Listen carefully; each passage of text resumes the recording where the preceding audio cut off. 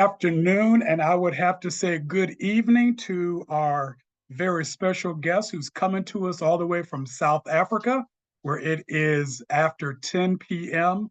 where he is. I'm the Reverend Dr. Roland Stringfellow, Managing Director for the Center for LGBTQ and Gender Studies.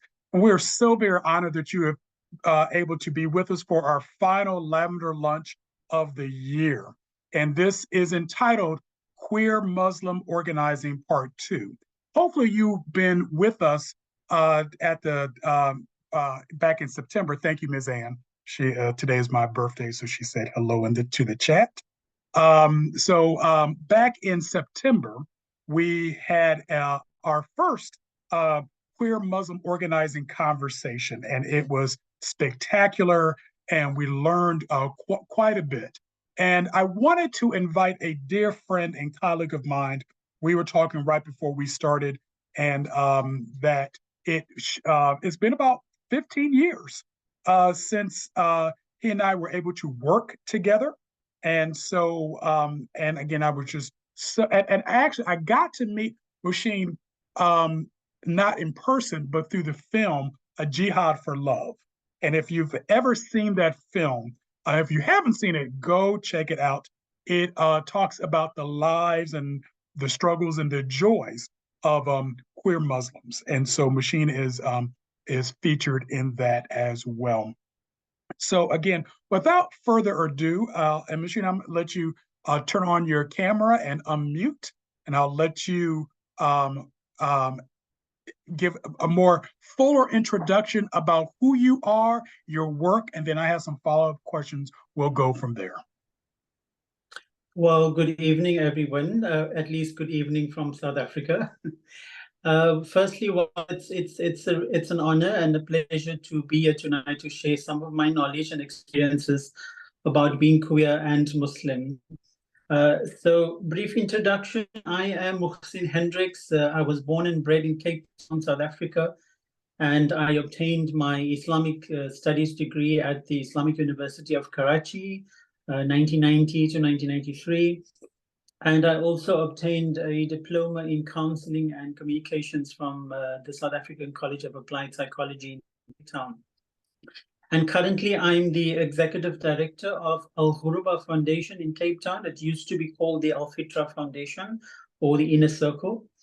And Al-Ghuraba is an organization that helps queer Muslims to reconcile faith with sexual orientation and gender identity. And it also promotes an Islam that is all-inclusive and compassion-centered.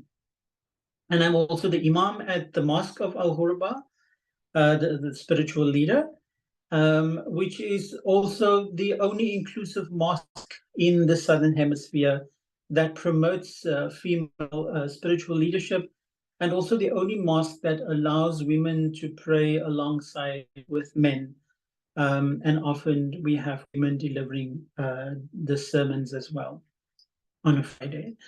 So in terms of my religious upbringing, I come from a very conservative Muslim upbringing with a very staunch parents and a very strict grandfather who was the Imam of our mosque in our local, small community. And every aspect of my life as a child centered around Islam.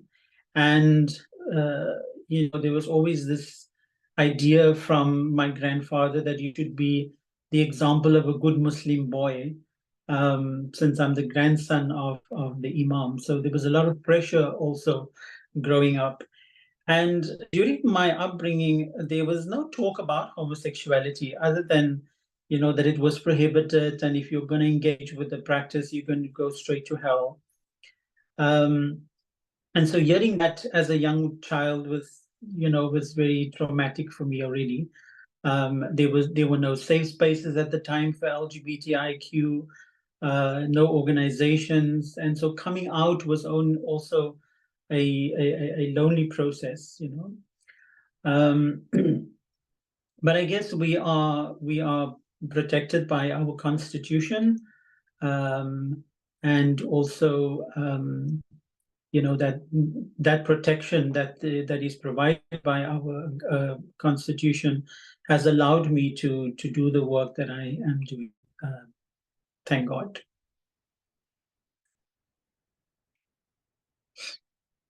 Well, yes. And so I'm wondering, going back to the upbringing of your family and so forth, how was coming out to your family? What was that like? So I only came out at the age of 29. So this is now after having been in a marriage with a woman for 6 years. Didn't work, went into a bit of a depression, didn't even realize I was in a depression. But all of that kind of forced me to be authentic with myself and coming out. So, but my biggest fear was always what was my mother going to think, because at that time already my father is passed on, and my mother rules with an iron fist, so everybody's afraid of her. And but I mustered up enough courage to tell her. In fact, she found out that I was already divorced for a month, and then she asked me to come and visit her because she wants to have a conversation, and I knew exactly what that conversation was going to look like. So when I told her, she actually collapsed on the floor. She was very shocked that her child that she's reared with these Islamic values has now, chosen to follow the Satan. And she, I spent the night there with her, and the next morning she still had her prayer clothes on. So I knew my mother was praying all night for guidance. And the next day she asked me, how are you going to manage being queer and Muslim, and what are you going to tell your community? And I said, just give me time. And by then, I've already done my research on Islam and homosexuality because I came back from Pakistan for my studies.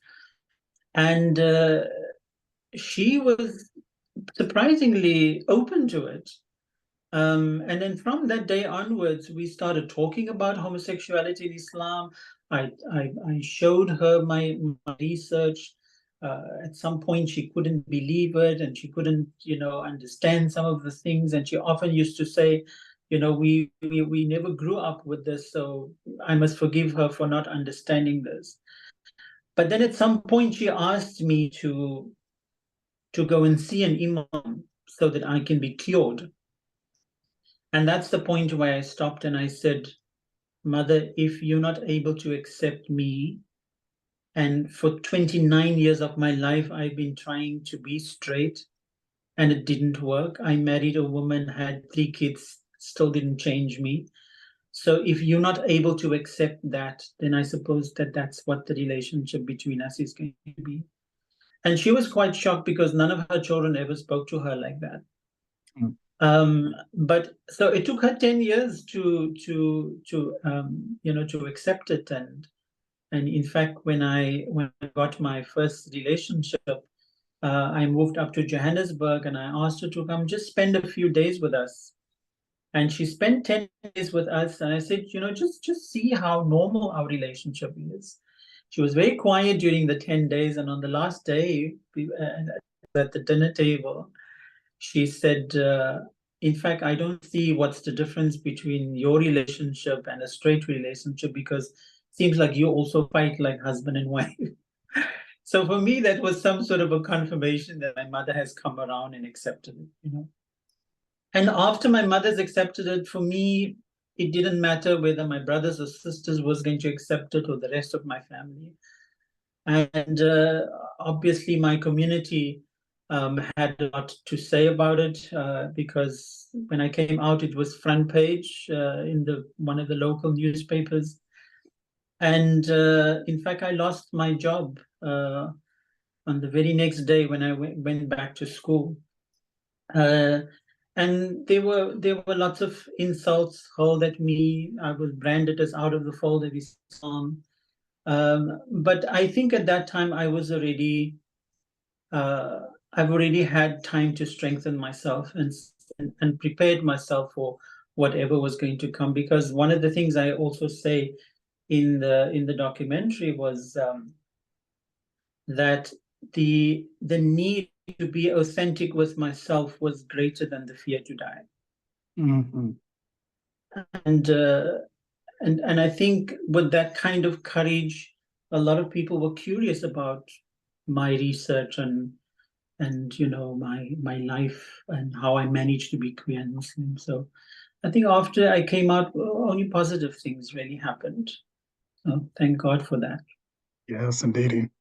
You mentioned as you were talking to your mother, she felt that you were going against Muslim teaching, and I have a two-part question, and this is uh, focuses on maybe two uh, parts of your life. The first part is as you were coming to terms with your uh, sexual orientation, how did you personally come to terms with or find those helpful texts from the Quran to give you the strength to continue to be who you are today? That's the first question.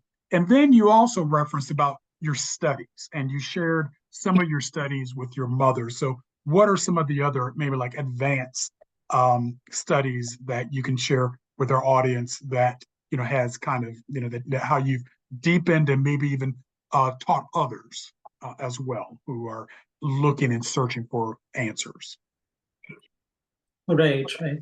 So I have developed a 2-day workshop on Islam, sexual orientation, and gender identity, and all those verses from the Quran that's really supported me and strengthened me through my own journey. I teach about that in my workshop, but I'll be brief. I think the main one probably would be in Surah 17, verse 84. And if I may quote the Arabic, it says, كُلُّ يَعْمَلُ عَلَى شَاكِلَتِهِ فَرَبُّكُمْ أَعْلَمُ بِمَنْ هُوَ أَهْدَى سَبِيلًا. That say to them that everyone acts according to their own natural inclinations, and your Lord knows best, or your sustainer knows best, who is guided on the way. So for me, that gave me a lot of strength, knowing that God knows my struggle and my pain and my attempts to overcome my homosexuality. And all my experiences and the challenges that I've been through was pushing me towards accepting myself rather than trying to wish it away. And so by God saying that, you're only acting based on your own natural inclinations, that cannot be a sin. And if anybody judge you, know that God is the greater judge and God knows best who is guided on the way. So that was one. And then another one I found was when God says that يُصَوِّرُكُمْ فِي الْأَرْحَامِ كَيْفَ يَشَاءُ, that God creates in the womb whatever God wishes. So the argument that somehow our homosexuality is also linked genetically also kind of confirmed for me that this is something that God created. I might be punished for how I act out my homosexuality, but I cannot be punished for something that I didn't choose. Um, and then I guess the Quran in its entirety that constantly talks about creating peace in body, mind, and soul, standing up for justice, standing up for what is right. Action comes before prayer. So if you see an evil action, you should change it with your hand, and the last resort is to pray. So that also gave me some courage to say that if this is a form of injustice towards my queer community, then I should do some. As a Muslim, I'm compelled to do something about it. Fantastic. Well, and I remark on the same pathway that I have taken. I think many queer religious folk have taken as well. So that is really beautiful to hear. What would you say? Let me make sure I get the right question. So, What challenges have you faced being, an identified queer person and Muslim within your own context and culture? Well, I guess there's quite a few. Ever since I started out on this journey, I think as a child, I was often mocked and called offensive nicknames because of my effeminate behavior. And then as a teenager, you kind of hide your sexual feelings because you want to be part of the peer group and not wanting to be rejected by your friends and family. But these are all inner turmoil that you have to deal with. But I guess the real challenges started when I stepped out of the closet, because I was rejected by my entire family from my mother's side. I've lost friends, although I've gained some good friends. I was asked to resign from my teaching post that I so dearly loved because, even though I was dubbed as the best Arabic teacher that school ever had, the day when I came out, I was reduced to nothing. And that was very traumatic for me. And I guess after the first documentary, A Jihad for Love, came out, there was a fatwa that was passed against me from the Muslim Judicial Council, branding me as an apostate and out of the fold of Islam, and that Muslims should not go and watch this documentary because it's propaganda. Yet they didn't realize that inadvertently they were actually advertising for this documentary. To the extent that the night of the premiere, the cinema was jam-packed, because it created a lot of curiosity. And then the strange thing is that it's not all queer Muslims that loves Imam Muhsin and the work that he does. So there are some queer Muslims who are very conservative and still feel that their homosexuality is a sin, and they're just hoping that God will forgive them for the sin. So they kind of, sometimes would tell me that I'm justifying, or I'm using religious texts to justify my homosexuality. That's the sad part. Even though I produce so much of research on this issue, we still have those kind of sentiments. Mm. Would you mind sharing about the folks or the community that you work with, either in the academic setting or in a activist setting, whether it's people who seek you out to try to find answers, not because they want to necessarily go and change the world, but they're looking for peace within their own soul. And just, so I'm asking just to describe your work, both on the academic and on the personal front. Right. Yeah, I think that a lot of the people who come to the organization or come in contact with me, it's because they have seen the documentary, or they have Googled queer Muslims and my name comes up as the world's first openly queer Imam.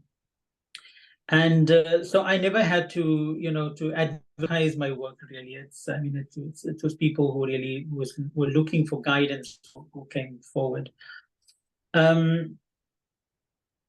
So what I do with queer Muslims is really helping them to reconcile their sexual orientation and gender identity with Islam. And so I've developed a training called the Integrated Leadership Model, and it is short for ILM, which means knowledge in Arabic. And it's a 3-month course, and thankfully I also have a diploma in counseling and communication. So a lot of the work in that training is process work. And it has a 99% success rate.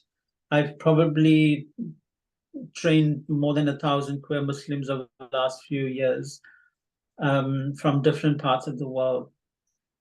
And then I've also developed a training of trainers program, which is a 1-month intensive program for imams, for religious leaders.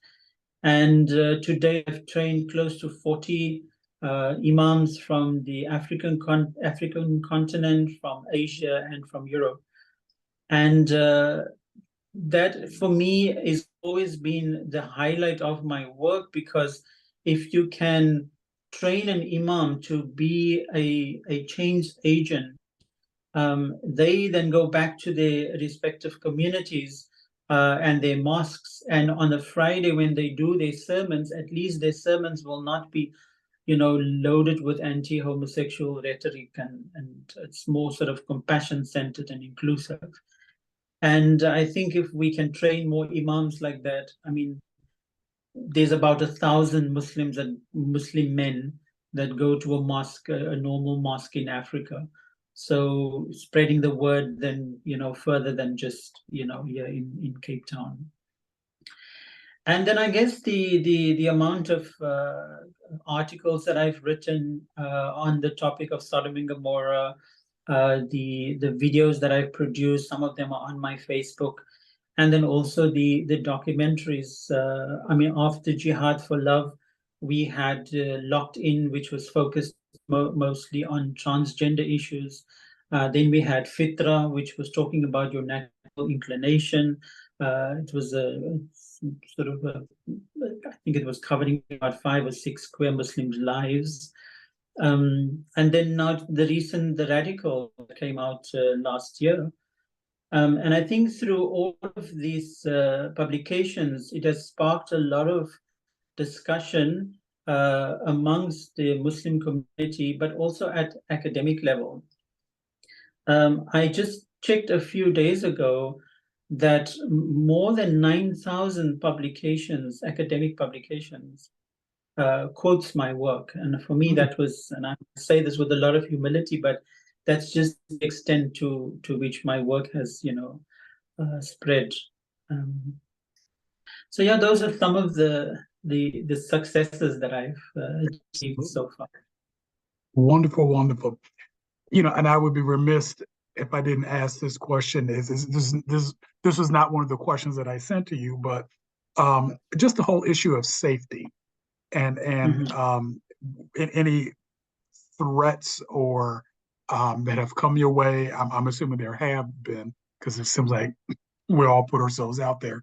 And because you are such a visible activist and academic, I'm wondering if you could just speak to that. Right. Well, thank God I have had no death threats. I don't know what that is attributed to, but I guess it's I always say to people that if we do God's work, then God has to provide the protection for it. So I rely on that a lot. Also, my work is carefrontational. I never try to confront or to provoke other imams. I always say that I have done this research. It is a research that not many people want to delve into.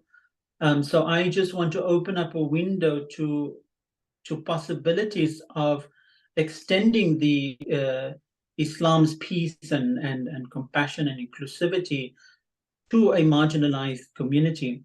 And so I guess the way I approach the work, it allows for people to have some sort of respect for what I do. Although, I mean, sometimes when in the beginning of my activism, when I went on radio, they would open up the lines and people will just use it as an opportunity to abuse me. I mean, I've been told that I should be thrown from the highest mountain, I should be buried alive, I should be stoned to death. But then it's like water on a duck's back, and you know that that's what you signed up for, and you kind of just focus on what it is that you need to do, and allow people to vent and to feel what they need to feel at the time. I know my Muslim community can be very reactionary, and so I try not to be too provocative in my views, especially around gender and sexual orientation. And so I give them bits and pieces to deal with. In fact, I must tell you the story. Once I was traveling, so I wasn't able to do the Friday sermon at the mosque. So one of our regular attendees, he went to the mosque across the road, and the sermon was about Imam Muhsin Hendricks. And the Imam actually said that, we should leave that Imam, let him do his work, because at least saving the gay people. He's keeping them Muslim. So somehow there is some sense of recognition for what I do, and I'm grateful for that. And I think it's attributed to the fact that I try not to be provocative. I chuckle when you said, "Oh, I just kind of let this, like water off of a duck's back," and it's like, "Oh, I haven't had any, death threats," but then it's like people want to, throw me off a mountain and shoot me, and like those are death threats. Those are death threats. But but nonetheless, it really shows your groundedness, in your faith, in your work, in your commitment to others, that you don't let that phase you, and you do see it as part of the work that you do. And clearly you have been equipped to do this type of work and given this type of voice as well.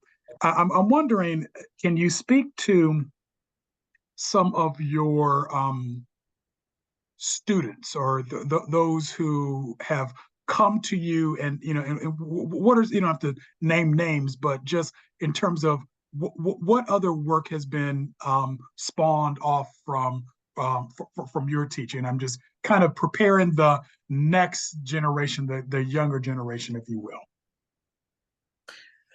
Right. So there has been, wherever I travel, it is, to meet with queer Muslims and to do trainings with them. And I often hear that after I leave, there's some form of movement that has started there because of my intervention. I'm thinking of the queer Muslims that I started because of my talks that I had and trainings that I had with them. Pema Kenya in Kenya, they have never wanted to delve into a religion, yet they have so many queer Muslims as members of the organization. And they started the inclusive mosque, because of my training. Then in Johannesburg, there's also a group of youngsters who are not necessarily wanting to, to have a religious approach to the issue, but found a lot of encouragement and motivation because of just who I am. And many other places. I mean, the Ismail Bahati, I'm sure he wouldn't mind me mentioning his name. He was a student of mine and then became a director of his organization eventually. And many other stories, even in Kyrgyzstan. One of my students there is also now the director of his organization. And for Muslims to step up to that leadership roles, it takes a lot. And often Muslims would avoid those spaces because they don't have enough ammunition, theological ammunition, to be able to deal with their communities when that onslaught comes. So yeah, those are some of the things. Fantastic. And Fantastic. I must also add that in 2006, we also became the only organization that does same-sex marriages legally, and I think we are still the only organization in the Southern Hemisphere, because I'm registered as a marriage officer with the Department of Home Affairs. So a lot of marriages that are conducted it comes through me. And I think since 2011, I've probably done 50 same-sex marriages.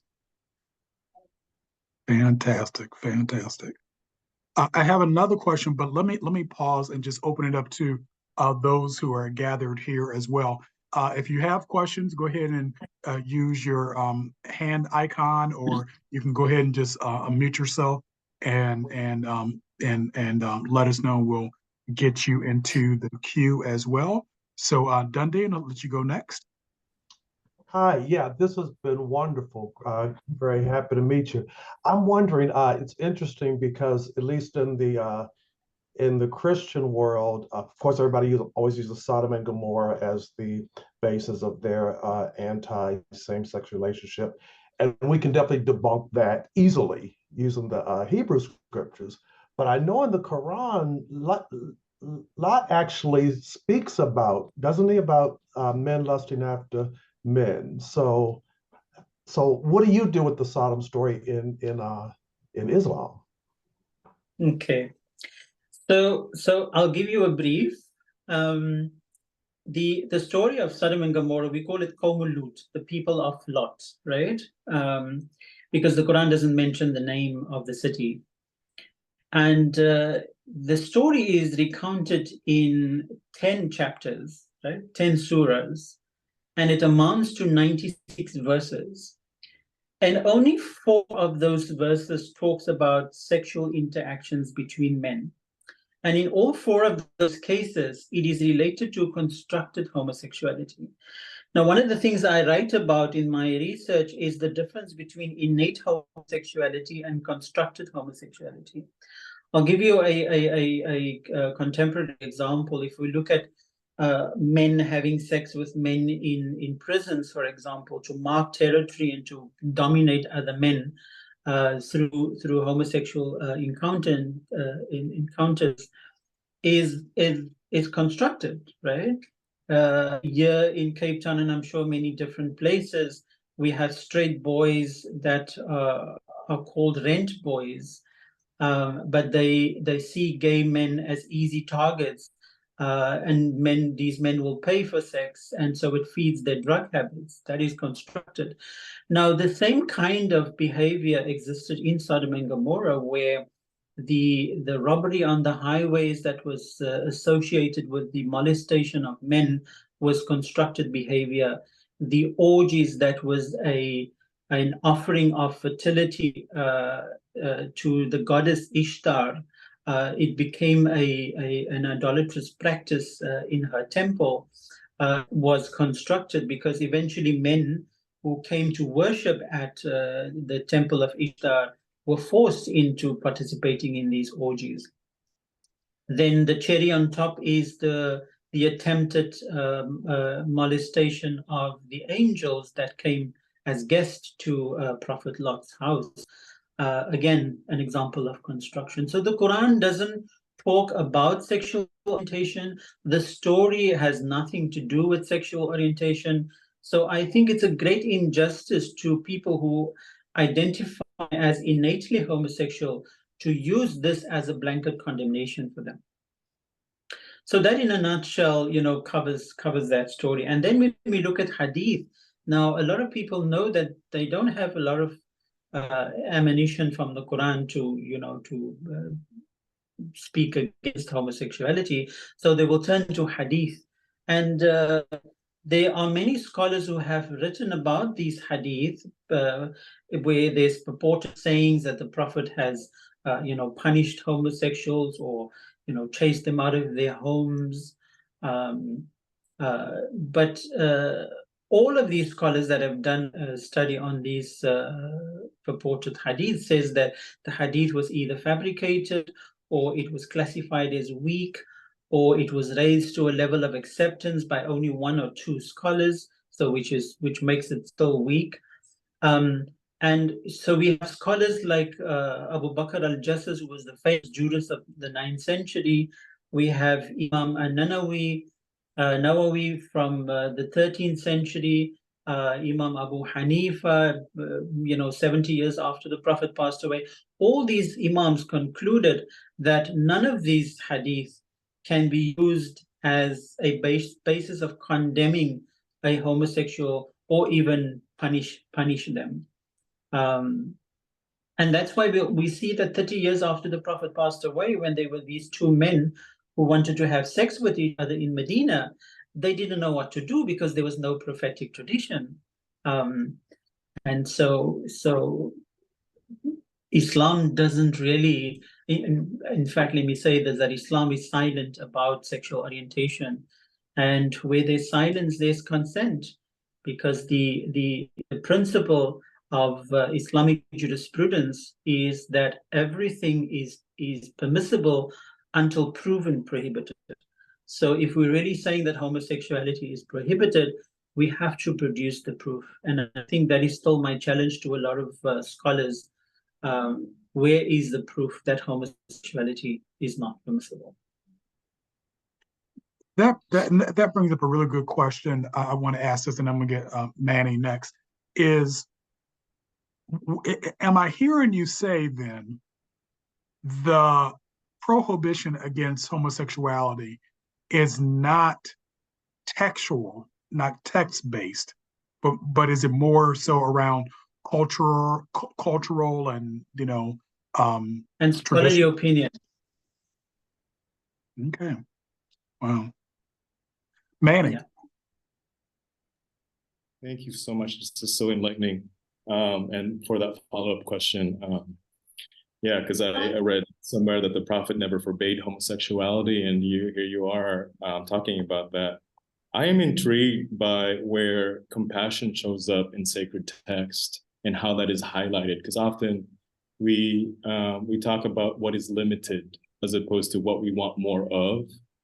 So thank you for naming those three texts in the Quran that you'd like to highlight. I'm wondering if there are anything more that you are seeing in your activism, that you are seeing that people are being moved by the concept of compassion, and how are you doing that?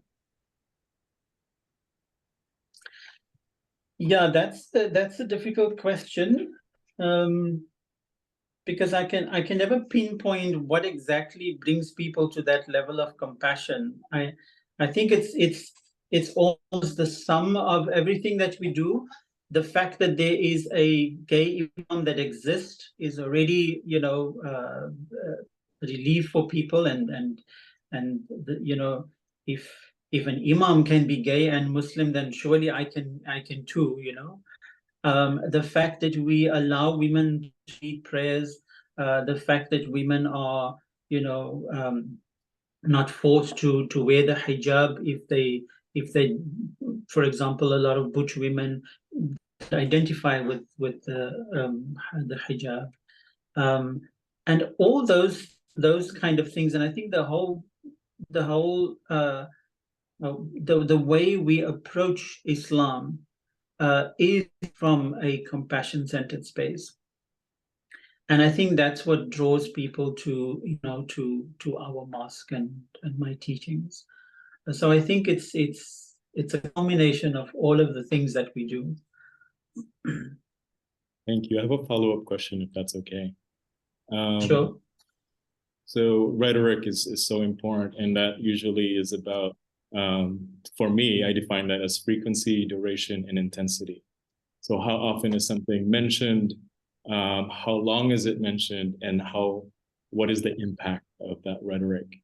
And so I am curious about your conversation partners that are strengthening the power of compassion in the lens of Islam.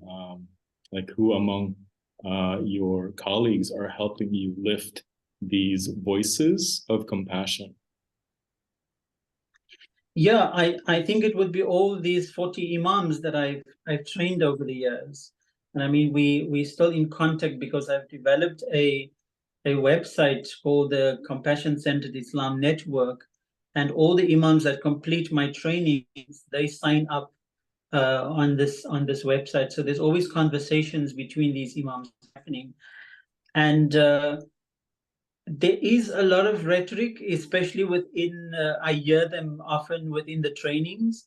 So when the imams come, and I mean, I guess one of my teaching styles is shocking them a little bit.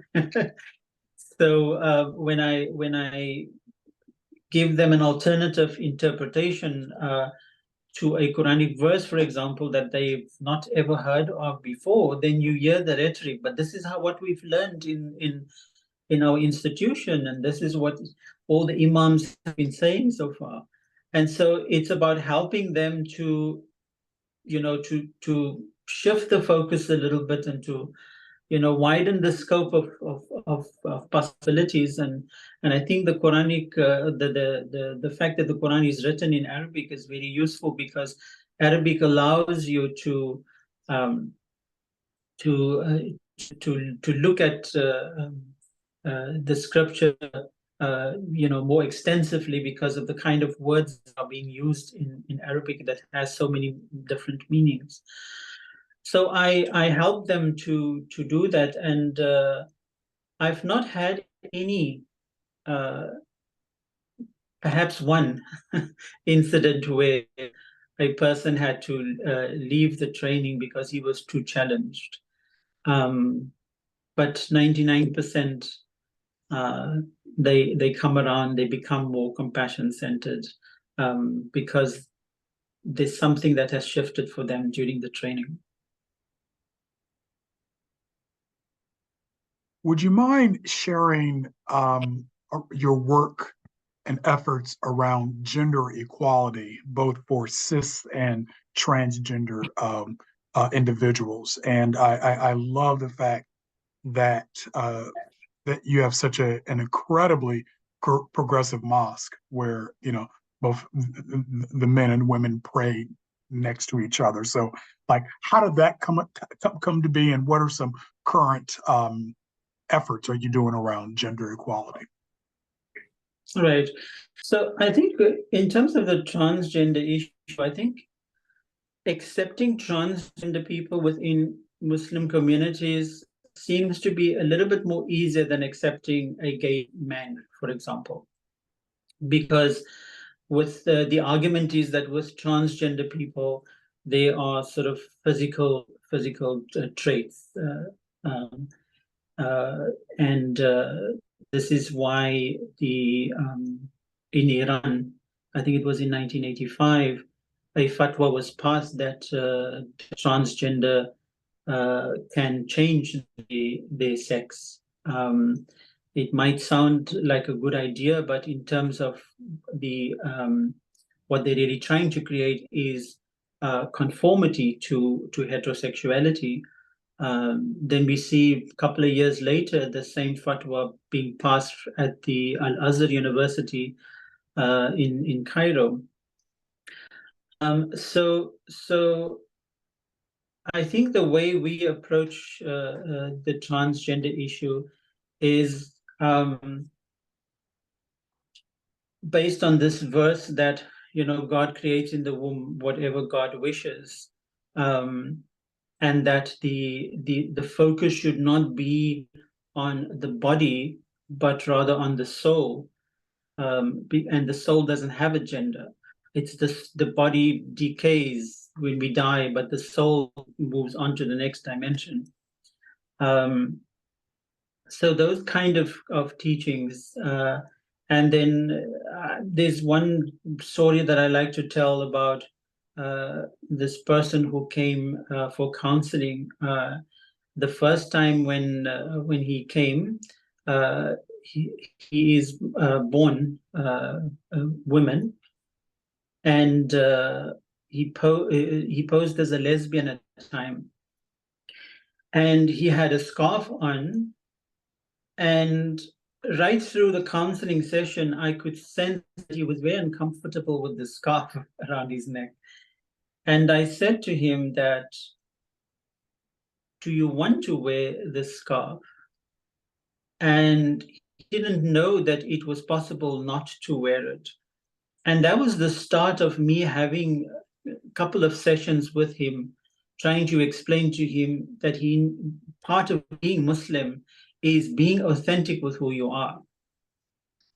And so he left the wearing the scarf eventually, and then it turned out a couple of sessions later that he was comfortable to say that he actually identifies as transgender.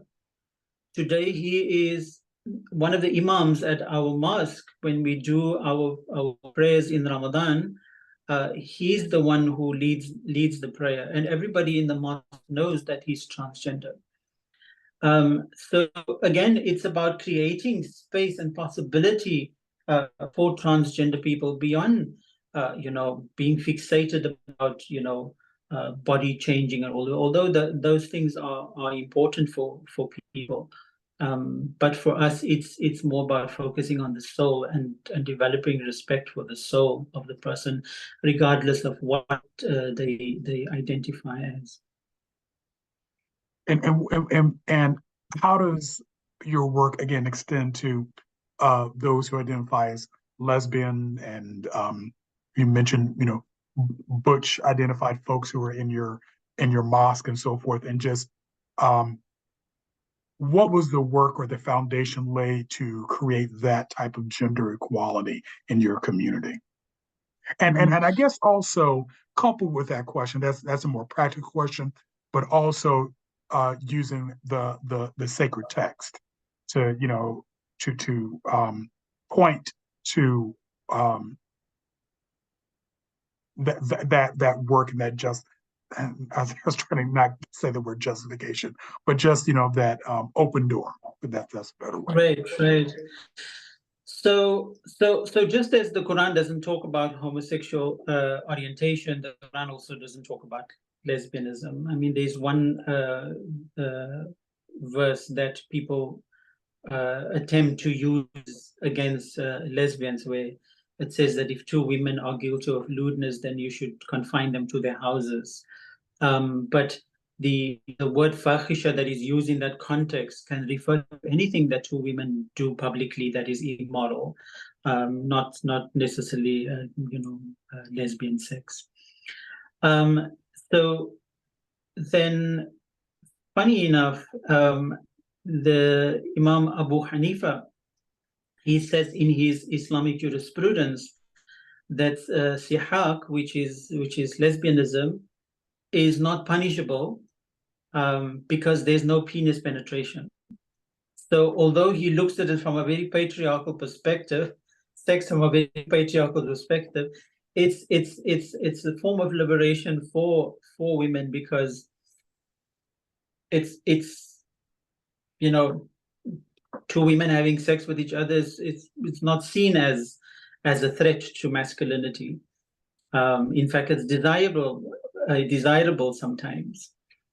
So there's not a lot, unfortunately, that I could speak about in terms of lesbianism, other than that if the Quran doesn't talk about sexual orientation, then it would be including them. If there were men that had sexual encounters with one another in harems, or in places where in Muslim countries where there's no accessibility to women, we should not assume that women are not having sex with one another when there's no accessibility to men. And I think the person like Samar Habib, for example, who wrote about female homosexuality in Islam, would probably be a better person to answer those kind of questions. But the fact that we give space to female leadership, and most of these females are lesbian, I think that it's very liberating for them. Mm-hmm. Fantastic. And I asked a question earlier about students that you work with.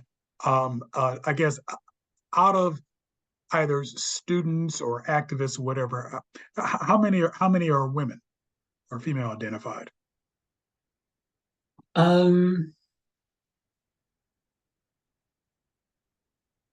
Almost half of them, I would say. Yeah. Fantastic, fantastic.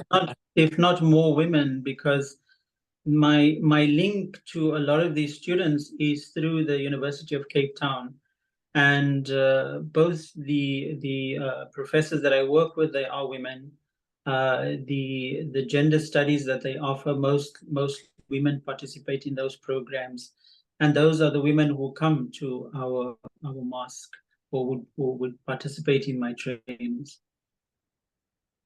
Wonderful. That's incredibly encouraging. But I must add that sometimes it is difficult to get women to take up leadership roles because they are already marginalized as women within certain Muslim communities, and then to step up in the leadership role as a lesbian it's like a double punishment for them. So a lot of women would avoid, and we find a lot of them in the background rather. Yeah, but then you have these academics, who's quite bold. In fact, our muazzin, the person who sounds the adhan for the prayers, is a woman.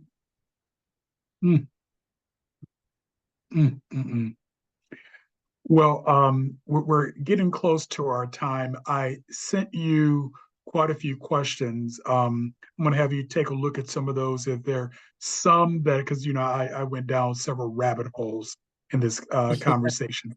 If there are other questions that you have prepared responses to, we would love to hear them. If you have any. I think we've covered most of them. Yeah, I think we've covered most of them.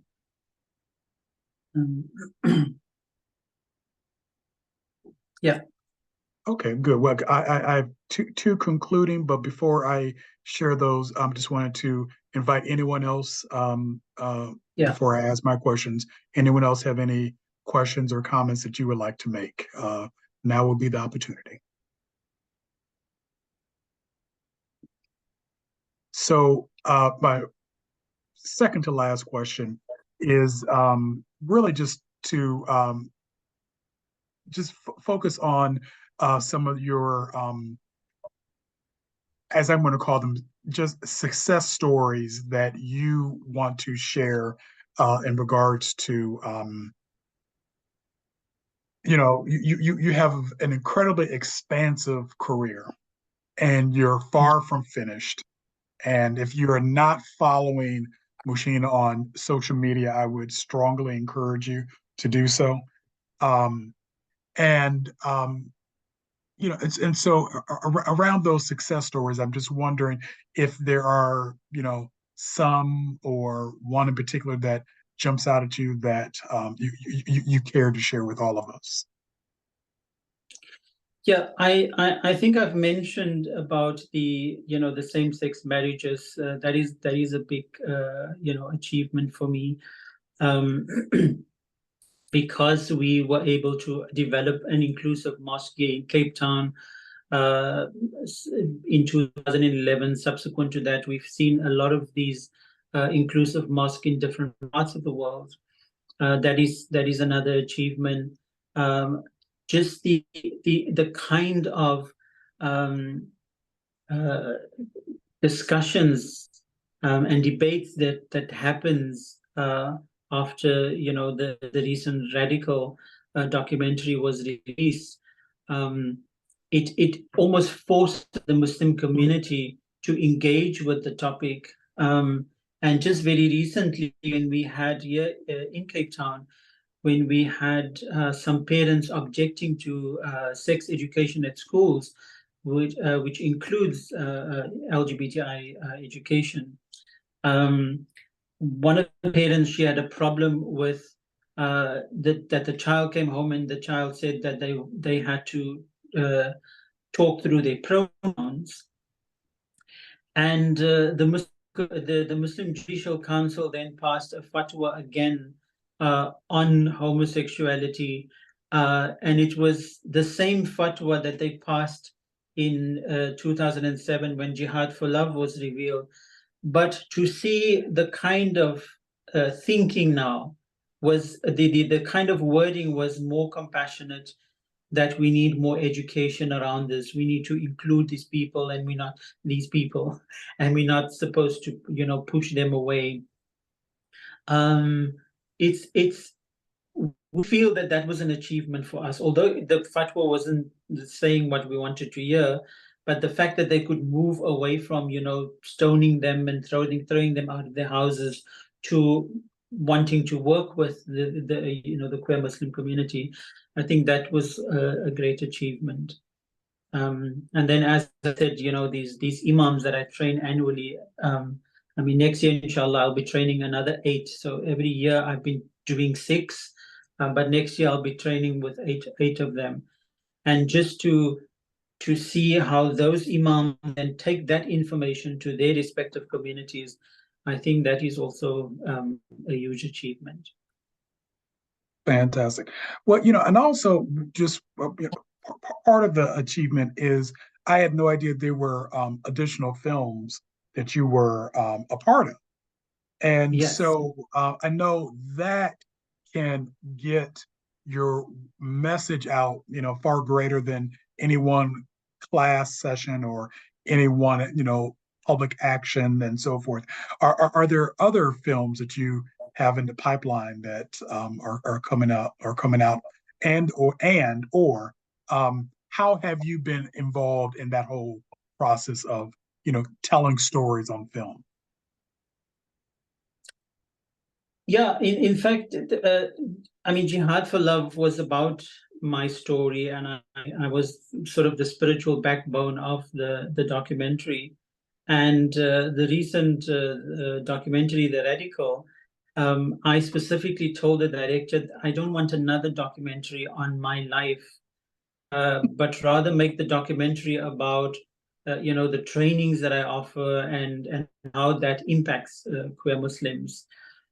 We were shooting for about 5 years, and halfway through it, he says, "This got to be about you." And so I think it's because just to have a story of an imam, you know, struggling with his sexual orientation and Islam, is a very powerful narrative for a lot of people, and I think that, you know, sometimes I don't realize the things that I say, what people draw from that story. So he just felt that, you know, it should be about me. So I would actually encourage your students to go in and watch that documentary. It's much more extensive from A Jihad for Love. All right, all right. Is it available on? There's another documentary coming up, but it's for local television. Okay. But it's again just about my personal journey as a queer Muslim. Okay.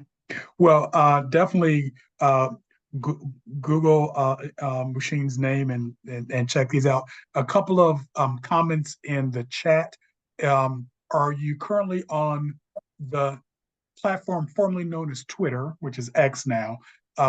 Someone is looking up, and the Muhsin Hendricks is there, has 3 posts, and the last one was in 2015. Oh, I didn't know I wasn't there. So that is you, but you don't use it, you know, frequently. No. Okay. But you are on Facebook. I'm on Facebook. I'm on Instagram. Yeah.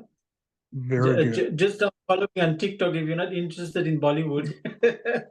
That's the other side of the game, Imam.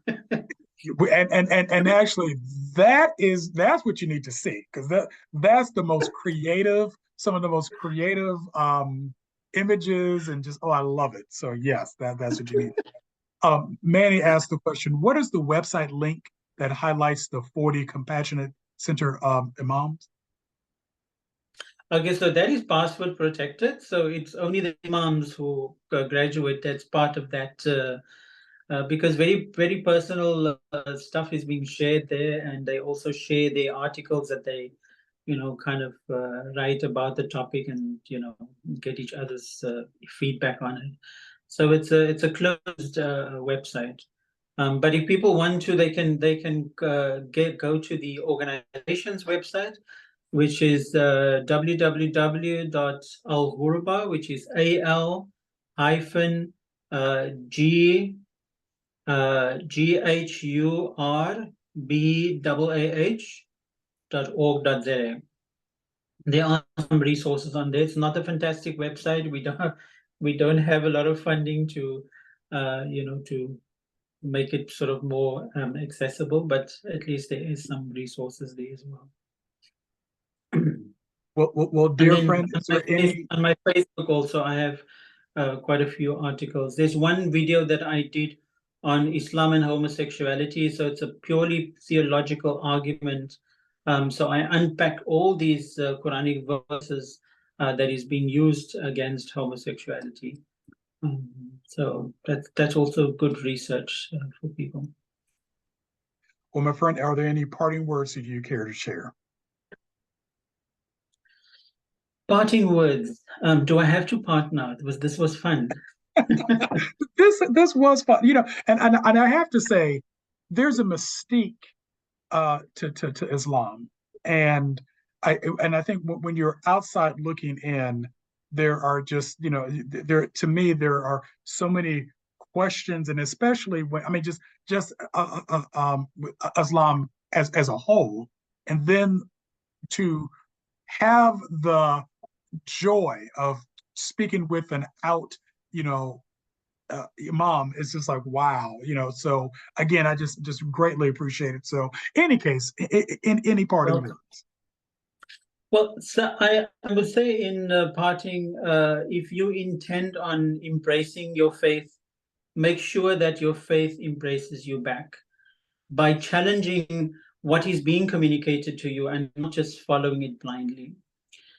Being authentic, I think that's important in all aspects of our lives, especially with people. Authenticity does bring some momentary pain, but the price, that's the price we pay for authenticity. But I think in the long run, there's multiple rewards for being authentic. And authenticity is contagious. So the more you are authentic with people, the more you're forcing them to be authentic with you. And I think finally, if you are from the LGBTIQ community, be proud of who you are, and be confident about who you are. There's nothing wrong with you. God created you that way, so there's nothing that you need to defend. And the more confidence we exude about who we are, I think that invites more respect from the world. Thank you. Thank you so very much. And I appreciate all of you all who are here live and those who will be watching this in the future. And we're coming to the end of the semester here at Pacific School of Religion and Center for LGBTQ and Gender Studies. I will be out in the Bay Area coming up next Tuesday at Chapel. So I'll be speaking at the PSR Chapel service. And because my tenure is coming to an end at PSR, and so I will be giving my 20-year retrospective on what I have seen in the development of queer rights from a academic standpoint. And there's an article on the CLGS website that speaks to that as well. And then next Thursday will be our final program of the semester, and it is entitled "The Future of Queer Congregations." And myself, a Jewish individual, and another MCC colleague who are all in affirming congregations that welcome LGBT individuals. We're going to talk about how relevant is it to still have specific LGBT worship spaces, or should we move towards greater integration? So that will be the conversation next Thursday, December 14th at 1 p.m. Pacific time. So thank you, and we'll look forward to seeing you at our next event. Muhsin, thank you again. Blessings to you and yours. You're welcome. Take care. Take care. Bye-bye. Right.